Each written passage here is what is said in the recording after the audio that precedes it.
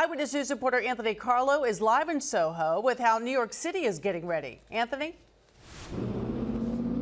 Well, Sade, Leah's not kidding. That cold out here tonight is tough, but the city is getting tougher. The city has sharpened its tools and prepared its battle plan. Its opponent is cold, it is unrelenting, and it hasn't been this powerful in years. But by the time those first flakes fall, an army of sanitation workers will deploy from salt sheds like this to begin 12-hour shifts to take on the snow.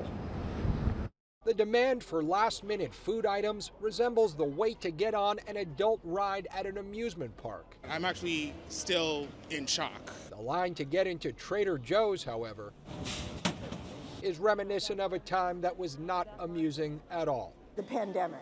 The madhouse that is food shopping before the snowstorm left people who had no intention of panic buying empty-handed. It's been ransacked, really. Well, if you didn't make it out to the store, you might be out of luck, at least for today. You see how long the lines are as people hustle and bustle to get what they need. Many of the shelves are empty, but the big question is, will New York City schools be empty come Monday? We will communicate that decision to families by noon on Sunday. That is going to be a decision between in-person learning and remote learning.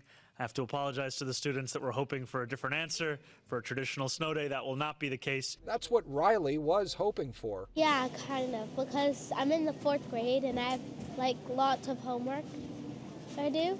Yeah. So I like that I get to take a break. I could see if they were out for an entire week, then the loss of learning would be necessary to do remote learning, but for one day, let them go outside and play. City officials do not seem to be playing with the forecast, cautioning that the weather outside will be frightful. We're going to have whiteout conditions right now are forecasted on Sunday.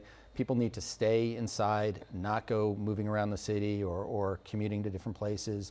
That's not only for their own safety, but also to allow us to do our work. Work has already begun well before the plowing, treating roads ahead of dangerous ice and preparing transit to keep the system running at all costs. We have detailed plans in place for storms like this to protect the network, to protect our riders, and to protect our employees. There's also an image to protect. It only takes one lackluster storm response to tarnish a mayor.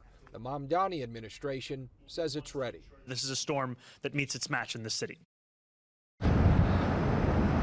Very confident Mayor Mamdani says part of the reason why schools would pivot to remote learning as opposed to the typical snow day, if necessary, is because by state law there's 180 days of mandated learning, and because additional holidays have been added to the school calendar in recent years, there really is no wiggle room. The children must learn. Again, a decision on New York City public schools to come Sunday at noon. For now, we're live in Soho. Anthony Carlo sending it over to my colleague over the bridge in Fort Lee, New Jersey tonight.